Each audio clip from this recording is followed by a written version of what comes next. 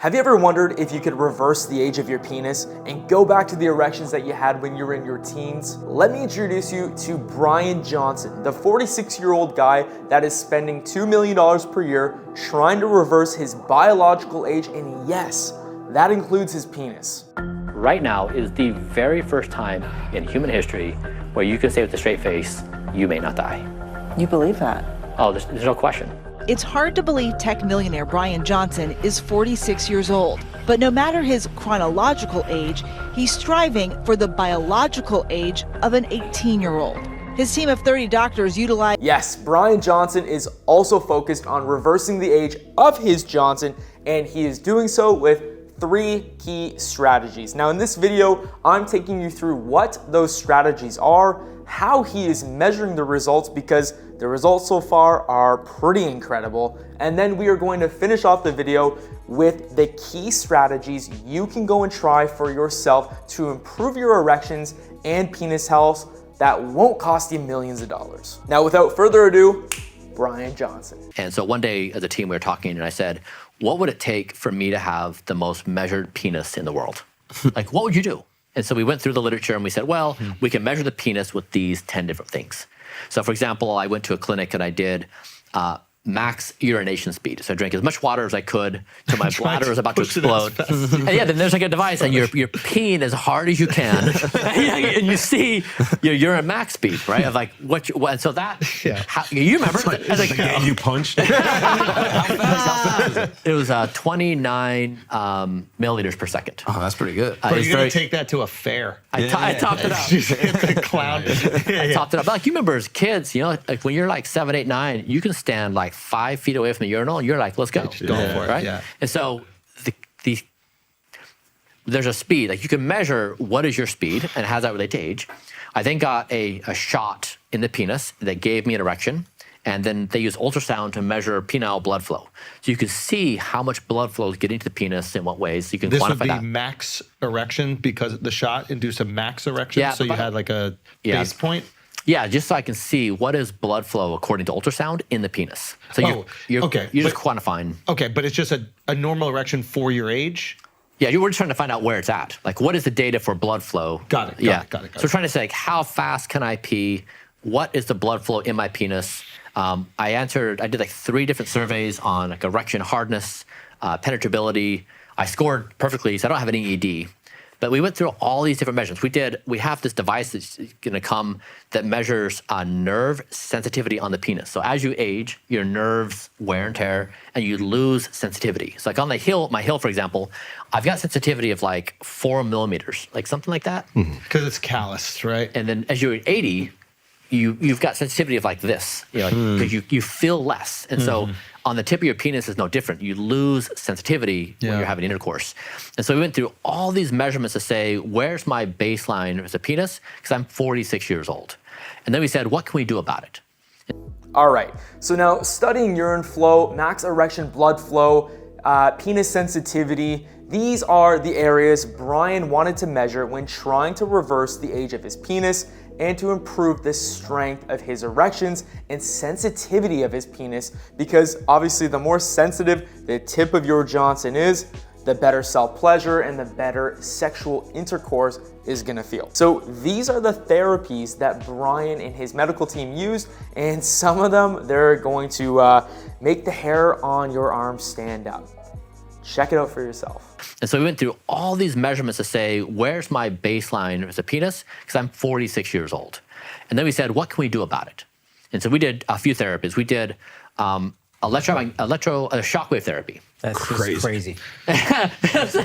So it's Why actually shockwave? And you saying it hurt was when I was really just like, it's actually okay. Did you bring the machine here? Yes. I think Andrew wanted to test it. Pause, dog. Hold on. The shock does what? So it's the technology used to over the entire body. So for example, people who tear an ACL, you can use a shockwave to rebuild the ACL after surgery. You can use it on knees, you can use it on shoulders. And so is this the idea that you destroy the muscle and then the muscle fibers build it back up stronger? It's like working out in an extreme, in very focused ways. Got it.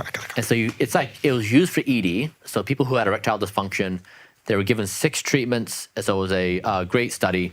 And we said, even though I don't have ED, can I apply it to myself and will it enhance performance?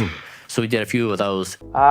So Bryan here is discussing the effectiveness of shockwave therapy on improving his erections. And in theory, he's right. There is good research to support reversing erectile dysfunction using shockwave. But Bryan is using it not to fix his ED, he's using it to improve his overall erections. See, shockwave therapy, it works by administering a low-level acoustic shockwave to improve blood flow to the penis. Now, back when I worked in a private practice, I actually used shockwave a lot to treat patients with tendon injuries. And I know for a fact that it can hurt quite a bit. And I can honestly say I have never used it to treat erectile dysfunction, so I'm very interested to see Bryan's results. Look, whoever is administering this shockwave to him must have that intensity turned way down. But before we get into the results, guys, please make sure you're honoring our gentleman's agreement. Now, the gentleman's agreement is if you've watched more than one of my videos, you gotta click that subscribe button, which is directly below. It's completely free to do. And once you subscribe, I now work for you. Now, guys, this is our virtual handshake agreement. Thank you so much for your support. Now sit back, relax, as Bryan takes us through the other strategies he is trying in combination with the shockwave therapy. And then I did Botox, 100 units in the penis. What part? It's towards the base of the shaft. Okay. And then What was the purpose of that? All right, Botox in the penis. Yes, there's some good research studies to show that this will help increase blood flow within the penis. And as you know, the more blood flow you can have inside the penis, well, the harder and firmer your erections are going to be. Remember earlier when I told you that some of these therapies would make the hair on your arm stand up? Well, this is the one I was talking about. Now, you're probably wondering if this would hurt. I mean, we're talking about a needle inserted to the base of your shaft. But interestingly enough, I have had dozens of online coaching clients that use the drug called Trimex, which is an erectile dysfunction drug that's actually injected into the base of the penis. And they have literally all reported that it's pretty much painless once you get the technique right. So I'm assuming Botox would be the same.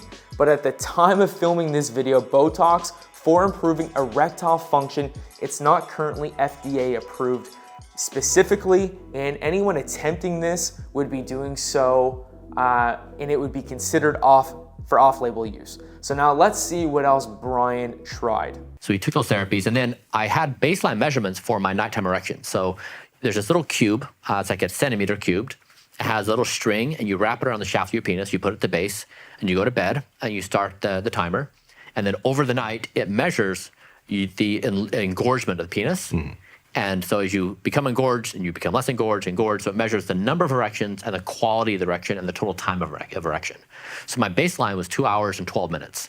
So 132 minutes. All right, I know what you're thinking. Bryan just said his starting measurement for the total duration of his nighttime erections was 2 hours and 12 minutes. Now, we've all woken up with morning wood, right?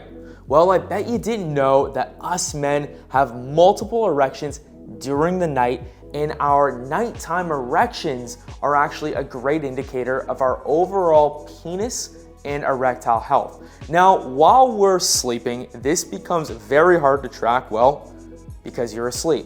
So that's why Bryan used a small device wrapped around his Johnson to measure his nighttime erections for him. And then last Sunday, I got 179 minutes post these therapies. Thanks, man. Hands up, dude. Which took me between 20 and 29-year-olds, the average is 145. So I destroyed the average erectile nighttime duration. Now, nighttime erections, they are a significant indicator of cardiovascular, physiological, and sexual health. It's not just like you're getting boners and it's fun. It is a function of how well your body is running in its entirety. And so I showed you could measure the penis, you could do therapies to the penis, and you could improve the penis. Now, in that regard, you'd be like, interesting. Like, because a lot of my friends have been messaging me like, I don't think I'm getting any erections. Like, I think they're gone. Like, I don't remember a time when I've woken up and I've had an erection. Like, as a kid, you're always erect. And And they're like, I don't know if it's happening. I don't find it ever. How true is this? I know that for myself, I've had periods of my life where I haven't woken up with morning erections, almost for years. And if you're like most guys, you probably never realized the importance of nighttime erections and morning wood. But now you know the vital role they play in determining your cardiovascular health and overall erectile health. Now, let's get into Bryan's takeaways on the therapies he found to be the most impactful on his penile health and the quality of his erections after completing his treatment, because in the interview I just played for you, he actually left out a few key therapies and ones that I know a lot of you are gonna wanna start today after this video. I'm gonna tell you the things I do for sexual health. One is sleep is the best. I know when I don't get good sleep, my nighttime erections are just wiped out. And so is my excitement for life. So sleep is really important. A good diet is really important, and exercise matters a lot. These are the basics we all know that we are best to be doing, so do them. Second is, if you have problems, there are some therapies that are first line. So focused Shockwave can help on erectile dysfunction. There are certain medications you can take, which we've shared publicly. And then of course, there's more complicated things you can do as you get more down the line. But for all of us, just for the basics to be taken care of, sleep, diet, exercise, that goes a long way. Today was an amazing day. I'm happy you hung out with me. And look, I really hope that your sexual function is great. If it's not, try to do the basics, get those in place. And if you still can't solve it, go to the next line of defense and work through it.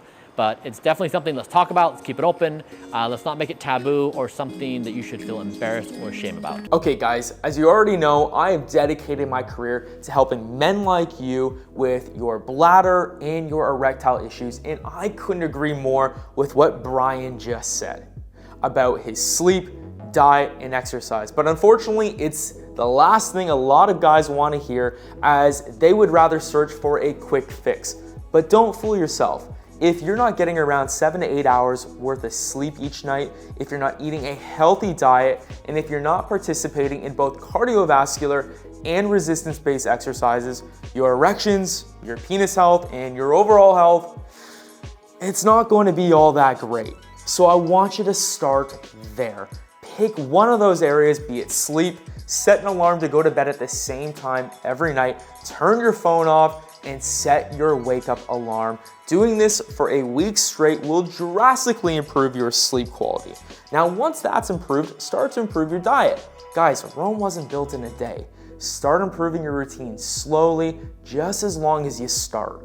Now, if you need help, I am here for you, and you can check out my online workshop teaching you how to get hard and stay hard every single time, and I will leave that linked in the description and in the pinned comment. And remember, regardless of your situation, keep going, and I'll see you in the next video.